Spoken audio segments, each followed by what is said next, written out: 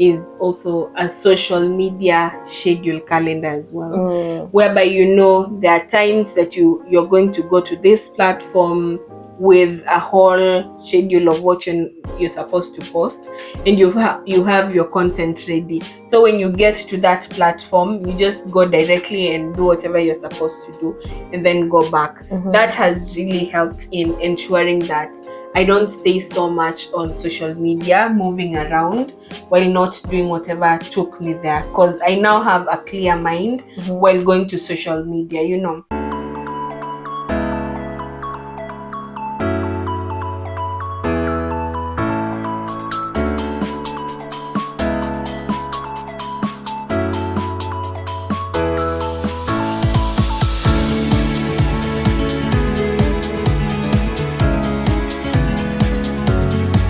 Hello, everyone, and welcome back to the Balance It podcast. Balance It is a platform that empowers young men and women to live a purposeful life. We delve into conversations relating to purpose-driven living, wellness, health, fitness, and lifestyle in general.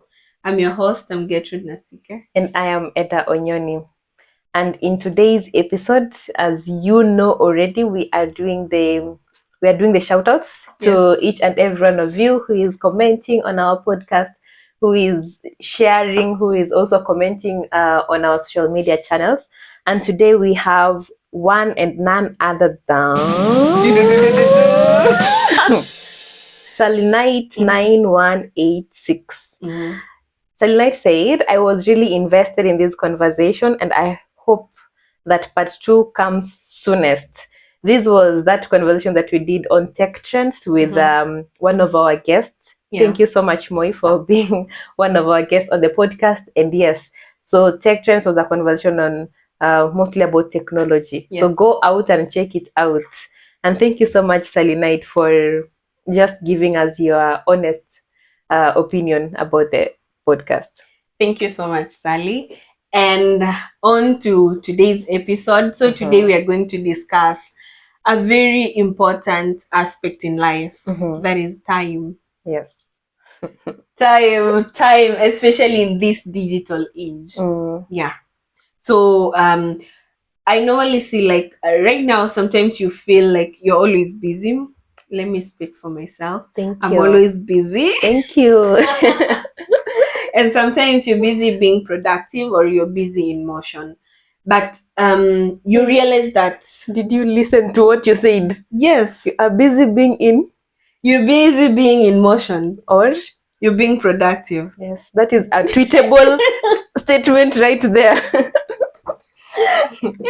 Anyway, so yeah, that's the truth of the matter. And it's not sometimes you find when you're in motion, you find time really goes fast and you realize you've done actually nothing. Yes. But if you're productive, time actually also goes fast, but you've actually done something. So today we are going to look at how we can manage this time. Yes. Given the fact that in this digital era, digital distractions are really high. Too much, right? So how do you go about this? Hey, time management. I've been a very big culprit of time management, but slowly by slowly we are getting there.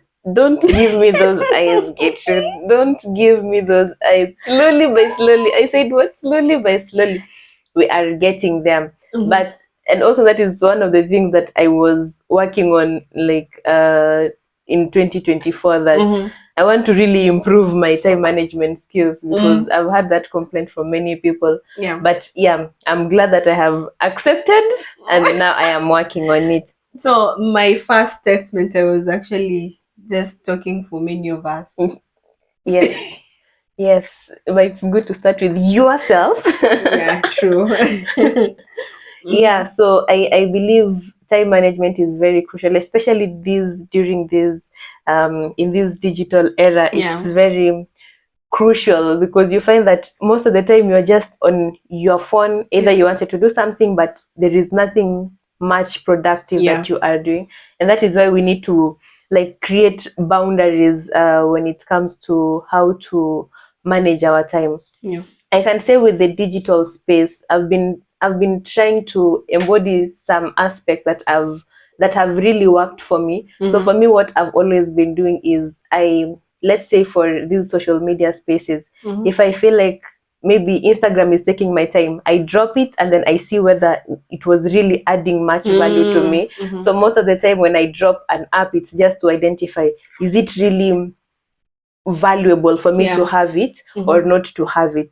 And over time I've come to realize that there are some apps that I drop that I realize there is no need to really go back to them. So that is how I've now been able to just create that boundary between how I manage my time on the social media space.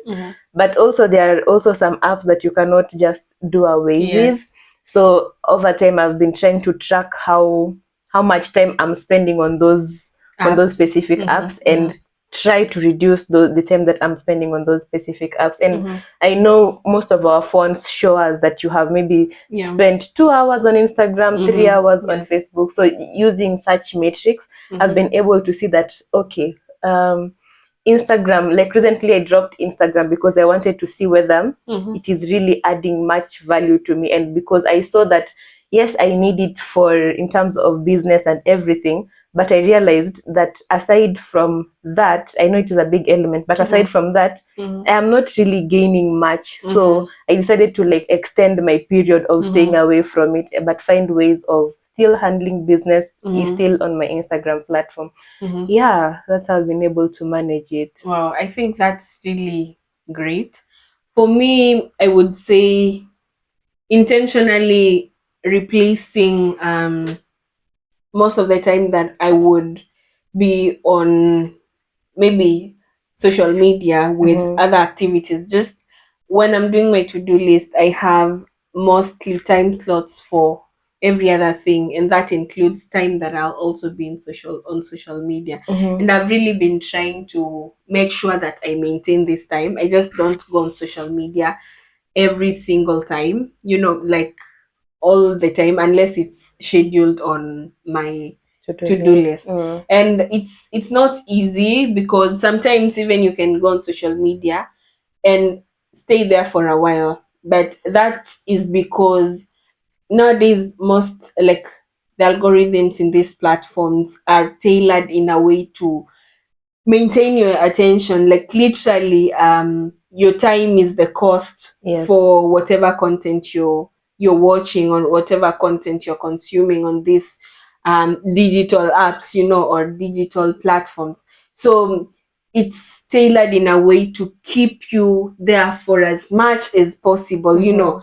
But now, being conscious of the fact that that's the goal of whatever feed that is coming to your platforms, helps you understand that if you're not going to take a deliberate effort to just do what you went to do on social media and leave, then it's going to be a problem. Yeah. So for me, I think it's just trying. Right now, I understand why I'm not supposed to be there for long, and also just ensuring that time slotting is there, and being conscious of the fact that I don't need to be drawn into the digital world, and lose time there.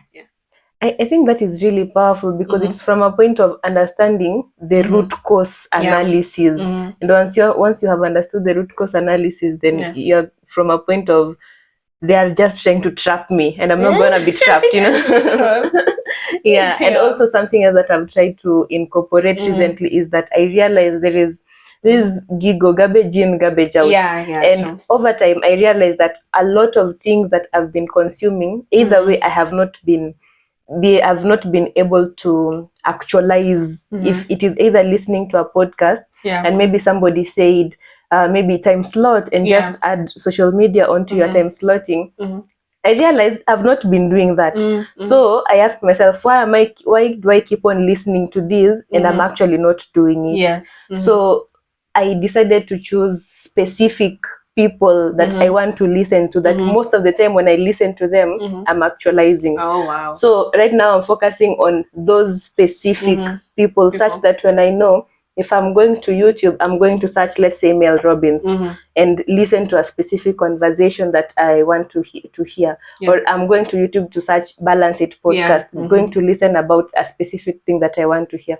So once I specifically came to identify these specific people that I just want to listen to, I realized that I'm actually more productive because I'm not spending a lot of time on the internet listening to everybody. And then now it becomes noise, and then I do not actually actualize what I need to do. That's very true. Yeah. Because sometimes they contradict That is the information. thing. Yeah. So you get into a dilemma and you really don't know what to do. I like that. I like that way of doing things. I think I'm going to adopt it. Have specific people that I can just draw specific insights from. That would be a good one. And I feel like yes, we've said sometimes you might actually still be busy, but at the same time you're productive. Not that you're wasting time on social media or you're just wasting time doing nothing and being in motion, but you still feel like you don't have time. How do you think prioritization of tasks that make you busy in a productive way can really help in ensuring that you manage your time well? I think it starts with either the to-do, first of all, your goals, and then the to-do list, like the daily to-do list, because once you understand why you are doing that, it is easy to prioritize. Yes. And there is that prioritization matrix of important and urgent, and knowing which one is more important and most urgent, and focus on that first before going to these other things. So once we understand, maybe you have written your to-do list, you know that specifically that having the Balance It podcast meeting is the most important and most urgent. Why not start with that? I believe it's putting our priorities in those specific boxes that can be able to help us know what to begin with, or what will come last. And then also I heard there is this 5-minute rule that if something can take 5 minutes, why do you have to postpone it to the next day if it can take 5 minutes? So I have also tried to implement that, to implement that, and it is actually working. So in between, I know that the most important thing is talking to Gertrude and or maybe having the Balance It podcast meeting. And I know that there is a 5-minute thing, like maybe sending an email, that is also important, but even if it is not super urgent, but it can just take 2 to 3 minutes, I do that and also have the meeting. So you find that you have done a lot of things, and you have been able to prioritize, but prioritizing in terms of focusing on the most important and the most urgent thing. Wow, that's really well put. And just to add on what you've said, I think prioritizing also just helps us to be at peace with whatever we are doing. And just as you said, not having too many things at the same time, because you may just finish a lot of things without doing them to a quality standard, just because you want to finish. So it at least helps you with that. Yes. And maybe there are some specific online tools, because despite saying that being on the digital era can be a problem by not managing our time, there are also like tools that can really help us to grow on this specific platform. Like I've mentioned, the tracking of the time that you spend on the internet, or the time that you spend on these social media channels. How have those specific platforms helped you to be able to manage your time? I would say they have changed how I managed my time well. I would take an example of calendar, and also a calendar. Let me just say a calendar, because what I'm also supposed to say is also a social media schedule calendar as well, whereby there are times that you're going to go to this platform with a whole schedule of what you're supposed to post, and you have your content ready. So when you get to that platform, you just go directly and do whatever you're supposed to do, and then go back. That has really helped in ensuring that I don't stay so much on social media, moving around while not doing whatever took me there. Because I now have a clear mind while going to social media. And then another thing is now the normal calendar. The normal calendar has helped me to slot in activities that are in maybe my to-do list or that are supposed to be done in a day. And those mostly the slotted in activities are normally some of the most important activities of the day. So it has also helped me to just get ready to understand, okay, tomorrow I have to do this. I'm prioritizing this as my first activities of the day, and just gives me a lot of also peace with a lot of peace when it comes to managing my time. And I realized that when I started intentionally using the calendar, it's really helped a lot, just helping with everything to do with scheduling. I totally agree with that. But now for me, like I tried the to-do list app but it was too much work. Because maybe I have my calendar, I have the to-do list app, I have my fitness app that I need to go. So like there are so many of these platforms that I need to go to once I finish a task, such that it now becomes overwhelming for me to always go tick that I have finished on my to-do list, tick on my calendar, tick on my fitness app. Do you think that there is a way we can be able to just reduce this overwhelm with all these specific apps? For me, I would just say how I do it. I still use the calendar. So you see, you want to track progress. For most of, let's say, the fitness apps, maybe the one you use as well, you would find whenever you work out, it would automatically track a progress that day you worked out, that day you did maybe 70% or something like that. For the to-do list, for me also, I was unable to continue with the to-do list on the app, and I went back to writing it physically because it would make my head ache. Literally, I don't know, looking at it every time you want to do something, going back at it. So I stopped the app version and went back to writing it physically. But what I do with the calendar is you're saying you have several things that you need to track. I would do, so let's say today, maybe it's on 30th. On 30th, I'll go to my calendar. Today, maybe I read a book.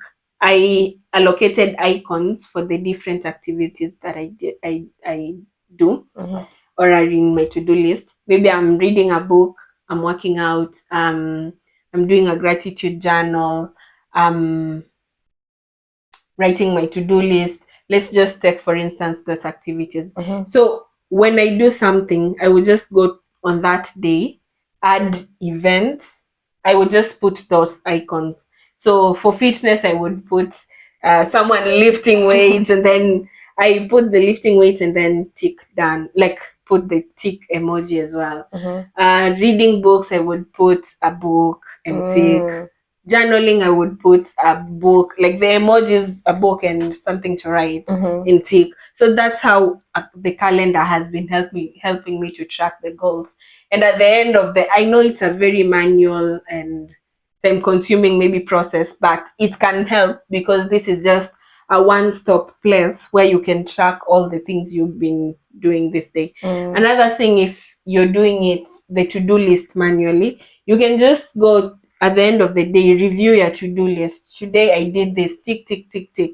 And then you write down areas of improvement, what you need to do the next day, and where you need to adjust, such things. Those are what have been working for me. But for an online version, maybe you can try the calendar, and then you now analyze at the end of the day.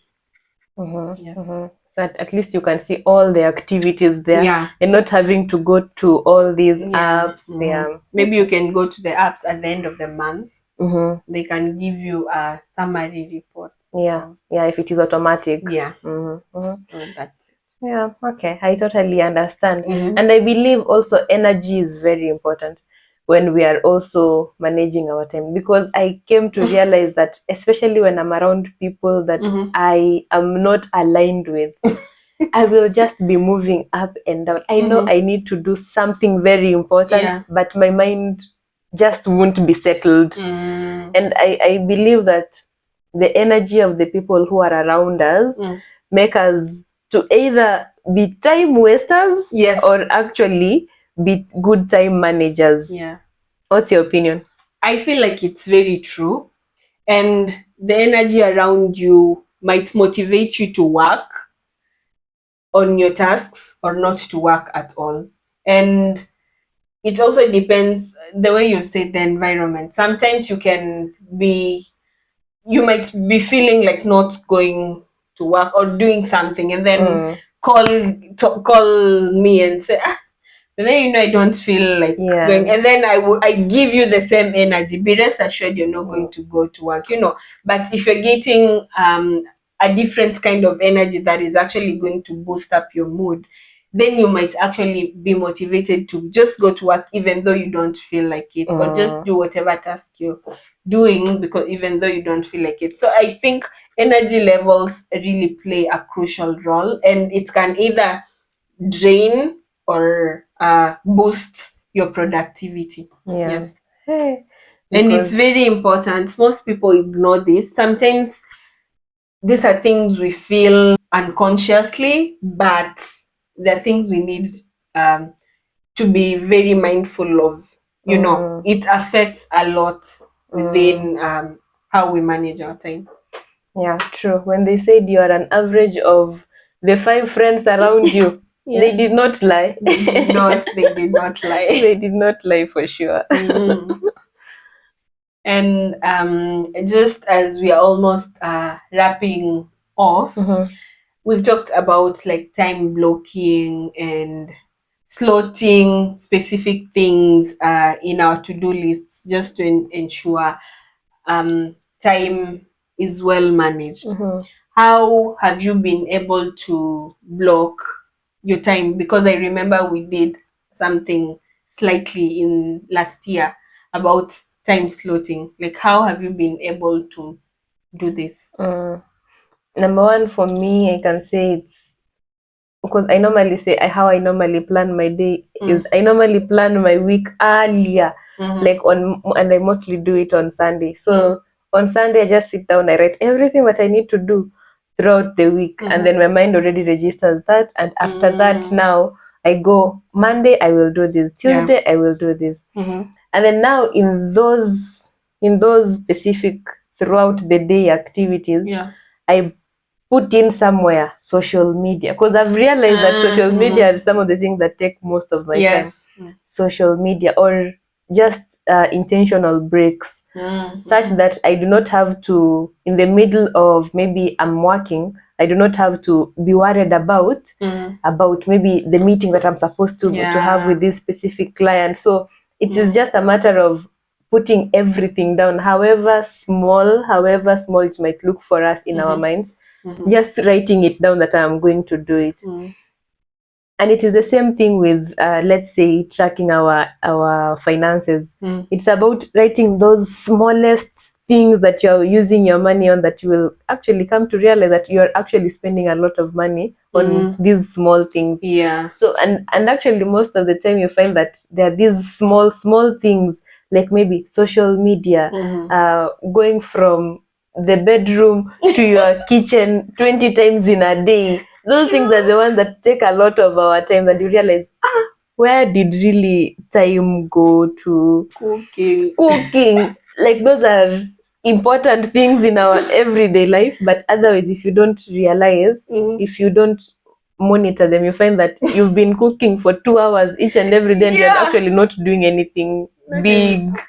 Exactly. And just on it reminds me of a mentor of mine a few years ago, and she was saying, if you're in a position to delegate, like, focus on the important stuff. focus on the money making activities. And Mhm. some things you can either do them once or get someone to do them for you. Mhm. If you're not in a position to get someone maybe to wash your clothes, I know mostly back in Kenya, most people wash clothes using the hands, right? Mhm. If you're not in a position to get someone to wash your clothes, to clean the house, to do every other thing, do like slot them and do them once. And that's something also I've been practicing, of course not in washing clothes, but I've been practicing when it comes to cooking. I Mhm. realize when you're cooking for every meal, let's say lunch or dinner,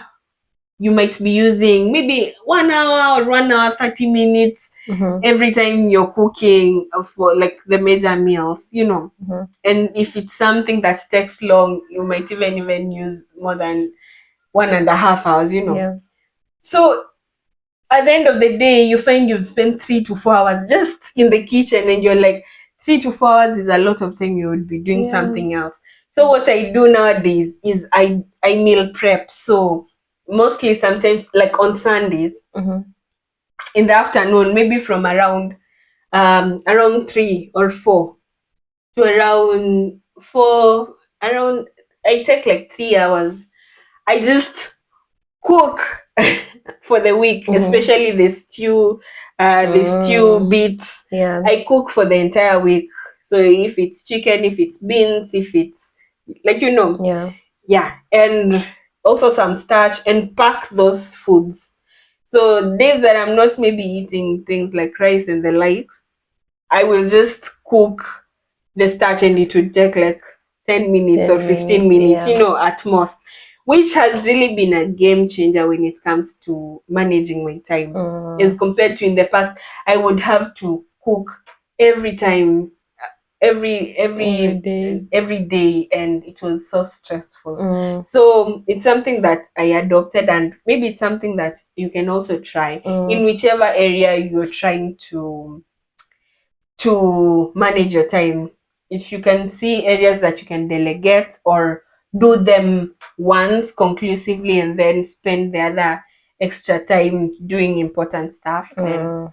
why not? Yeah, I Yeah. like the delegation part because Mm-hmm. most people want to do things by themselves. That Mm-hmm. if I give this, if I tell Getu to help me with Mm-hmm. this, they're not going to do it according to how I want it. But you cannot grow with that Yeah. Yeah, mentality. You true. have to trust. Sometimes you Yeah. just have to trust and you just pray to God that the people that you Mm-hmm. trust with whatever that you're doing Yeah. will help you move his kingdom forward. So Mm-hmm. because otherwise if we continue with this mentality of I Yeah. have to do it by myself, Yeah. you'll waste a lot of time Mm-hmm. and you could have focused on mostly on the strategic bit of it. That's very true. Yeah. And I think that brings us to the end of this episode. Yes. Yes, and make sure you subscribe and share with your family and friends. And until next time, bye bye. Bye.